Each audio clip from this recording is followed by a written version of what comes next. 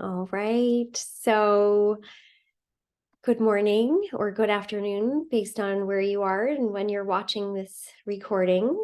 I'm Liz Greenfield.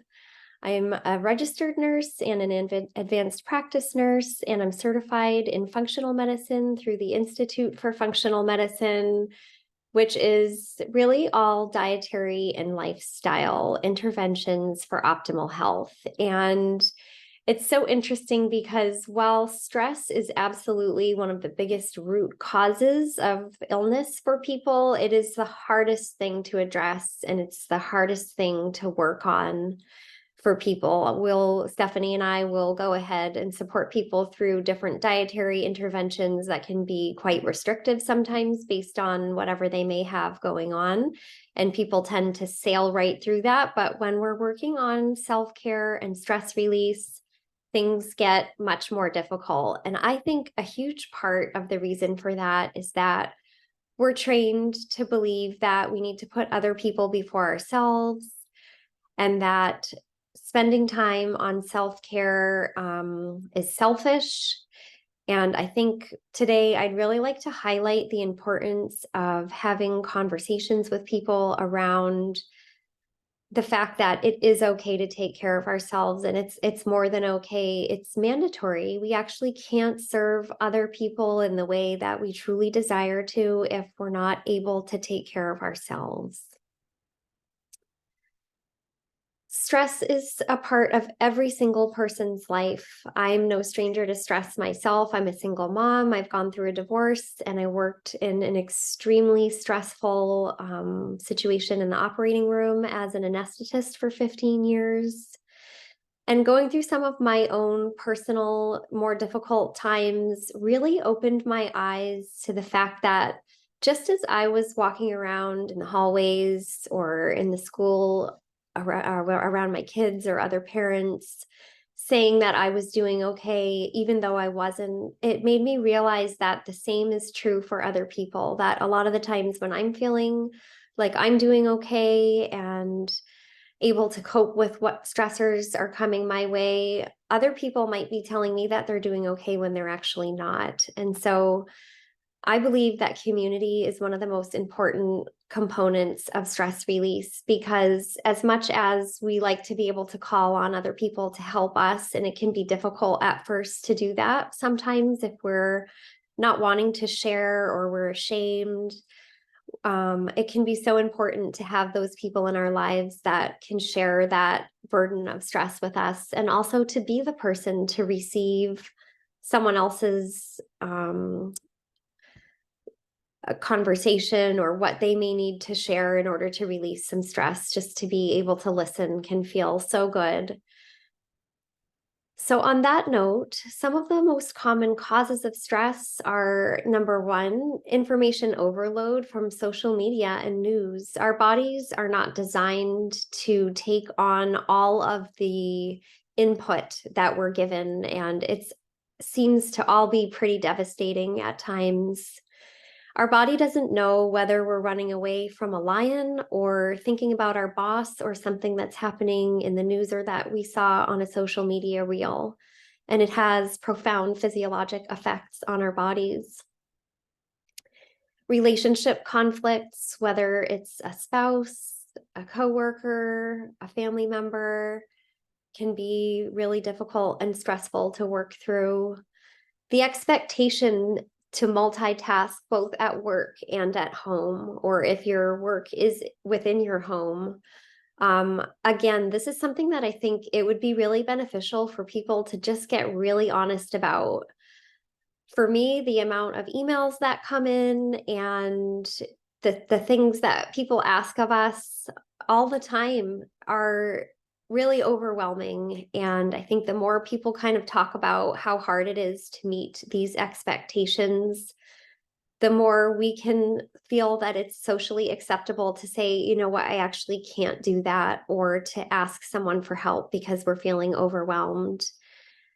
It's something that we can take on together to just help break that expectation a little bit, that we're able to accomplish every single thing that is asked of us. We sometimes feel like we're failing if we're not able to do that. And we can help each other realize that it's not because we are not doing as well as we should be doing. It's because it is actually too much that's being asked of us many times, especially around this holiday season. Social isolation, again, if you or people sometimes don't have someone to call in that time of need, and that can be extremely difficult.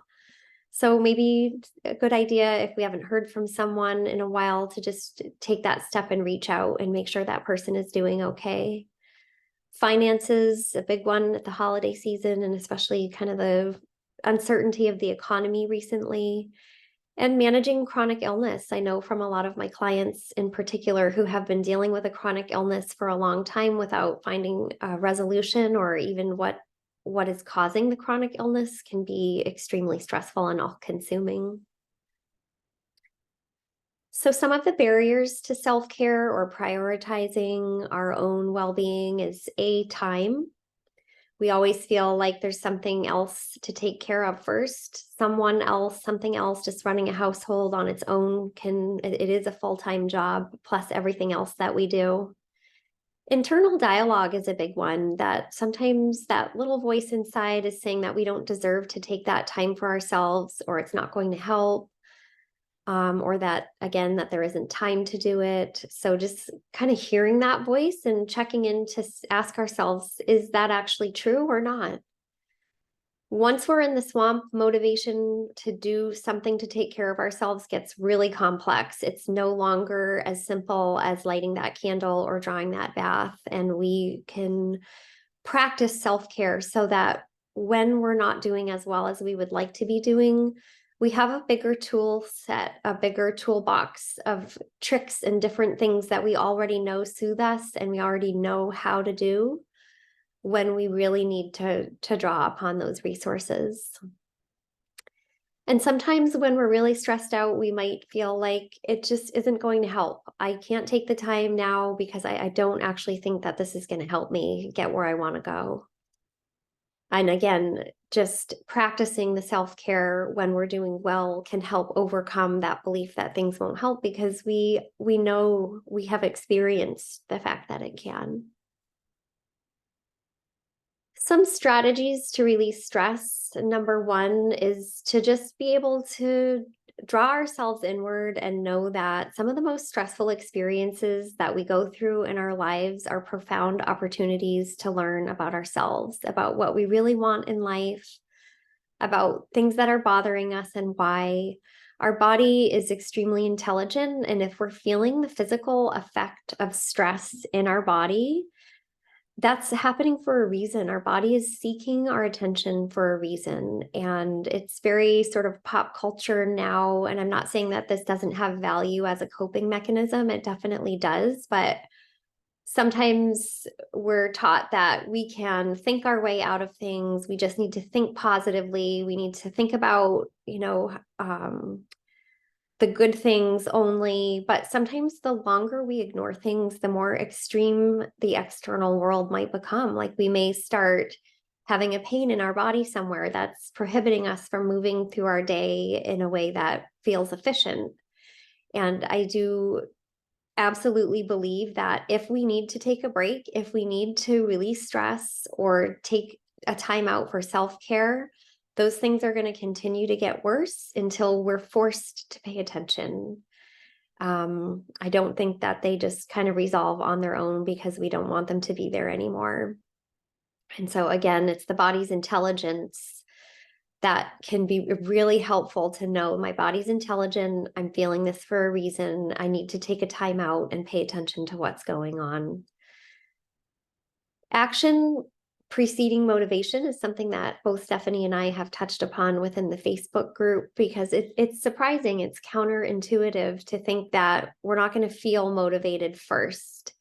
We have to take that action that we know is going to benefit us and then experience those benefits before we're able to actually get motivated to continue with that behavior that's serving us.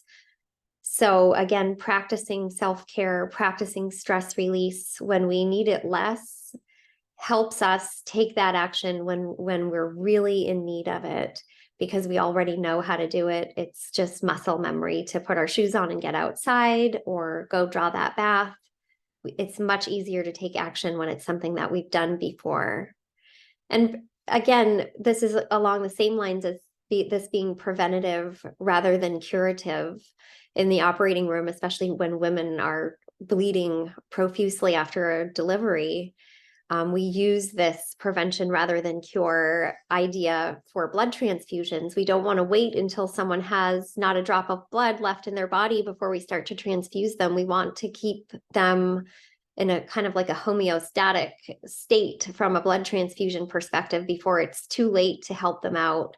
And this is exactly the same for self-care and stress release, that we don't want to wait until we're really in a ditch before we start to take the practices and try to get going with taking care of ourselves and releasing stress when we're really feeling so tense that it becomes very difficult.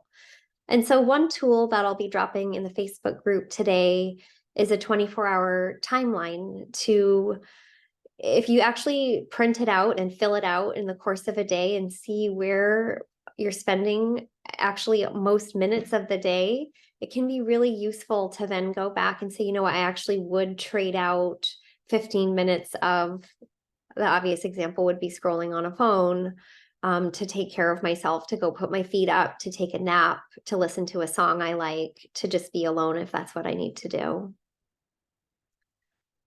And the reason for harping on all of this so much is because of the physiologic effects that stress has on our bodies. So one of the labs that I love to do most on people is cortisol levels. And the gold standard in functional medicine for cortisol levels is saliva, because we want to look at what is happening throughout the course of a day.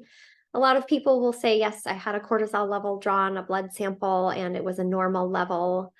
But in reality, that's capturing just one point in time when we really want to see what is happening with the cortisol levels throughout the day. We like to see a nice rise in cortisol right when people wake up, and then it kind of peaks in the middle of the morning and then goes down and is much lower in the evening when melatonin begins to take over for sleep and relaxation at the end of the day and during the nighttime. And so there are 3 phases of adrenal dysfunction when it comes to cortisol levels. So the adrenal glands are tiny little glands that sit on top of the kidneys, and they produce cortisol for us.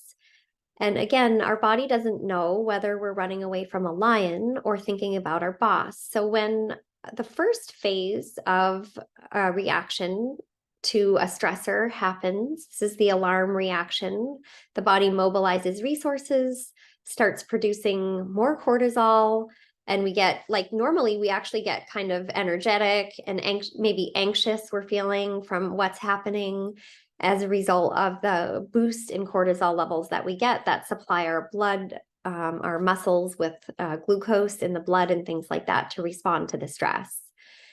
And then we move into phase 2. As stress continues to be a part of our lives that we're not coping well with, our body will continue to produce more cortisol than is healthy for us. And I'll talk about why on the next slide. But over time, we used to call this adrenal fatigue and believe that the adrenal glands could no longer continue to produce that much cortisol. But what's actually happening is that there are feedback mechanisms in the body, and the brain will tell the adrenal glands, no more, because this is not good for me to be bathed in cortisol day in and day out. And so the adrenal glands will stop producing cortisol, and we move into phase 3 here, the exhaustion phase. And we can easily see this on the saliva cortisol test. Sometimes, if you have a bar that goes up and then down that you're normally supposed to follow, people will actually be far below that line for the whole entire day. And these people are completely exhausted and never feel energetic and have things like chronic fatigue. And that's because of stress over the long term and a feedback mechanism within the body that shuts off cortisol production. And people have a very hard time with this. So in terms of what the physiologic effects on the body are of this kind of chronic stress, are that the brain and the nervous system activate a fight or flight response. And over the long term, that damages the area of the brain responsible for memory and learning. So if you've undergone long-term stress, you may notice like you just don't feel clear about decision making, or can't respond in the thoughtful way that you would really like to be able to respond. I've put cheese in my Lazy Susan instead of my refrigerator when I was under long-term stress, because the brain just can't work the same way over the long term. And it actually is well studied to increase the risk of Alzheimer's and dementia to undergo chronic stress. For the respiratory system, we feel shortness of breath. It can certainly worsen asthma or COPD. Here is a picture of the adrenal glands, again, that sit on top of the kidneys. And we have that release of cortisol, which is our stress hormone, and that long-term elevation increases the risk of other health conditions, in particular diabetes, because of the blood glucose levels. Our muscles get tight, we have tension in our neck, we get headaches and migraines, heart rate and blood pressure increase, and over time, that increases our risk of heart disease and stroke. Not only do we get less blood flow to the digestive organs, but we also have, it's counterintuitive and contrary to popular belief, that we actually have less stomach acid for the digestive system, and that causes us to not be able to break food down easily, and also for organisms that don't belong in our digestive tract to grow there because they're not killed by the stomach acid. We can get digestive pain, gas, bloating, nausea. Certainly people can lose their appetite or stress eat. And a lot of people get triggered with their IBS or IBD flares when they're under chronic stress. It affects our libido and fertility, can cause menstrual irregularities, and absolutely worsen the severity of PMS. So here we have a list of proven, meaning well-studied, stress-relieving activities, and it might actually be enjoyable to just go ahead and explore some of these different things, especially if you're not sure like what it is that actually relaxes you and makes you feel soothed. Sometimes we just don't have the support or the ability to take the time to explore these different things, but there's no time like the present. So just going for a walk, and again, remembering that action precedes motivation. Oftentimes putting our shoes on is the hardest part of that activity. Journaling about things that we're grateful for, listening to music or dancing. Essential oils are lovely. We can massage our own feet or take our own water foot bath with essential oils. Focusing on breathing deeply. I don't know about you, but oftentimes I'll take a deep breath in the middle of the day and realize like, wow, that's the first time I took a deep breath all day. But I can use that as a trigger to remind me that I need to spend some time focusing on only my breath or using my senses, sight, sound, smell, touch, just to take that moment to get into the present and take a break from the running thoughts that are keeping us in a state of chronic stress. Visualization of a relaxing scene. Pets are so wonderful. I love to phone a friend when I'm feeling stressed out and it's really physically affecting my body. Yoga, again, journaling, nature, creativity, a massage.